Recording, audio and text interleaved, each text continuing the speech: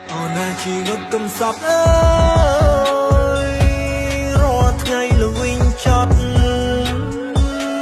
ព្រឹកហត់ល្ងាចហត់សែនកំសត់សែនកំសត់អូនណាជីវិតកំសត់អើយជីវភាពបាយក៏ចប់កាយក៏ហត់ចិត្តក៏ហត់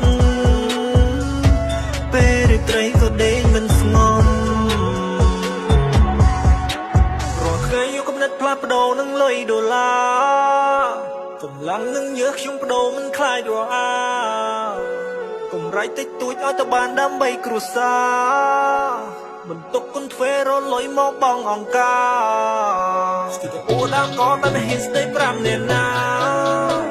កាលមកជាកូនតែក្រមិនដល់ចិត្តនឹងព្រេងវាស្នា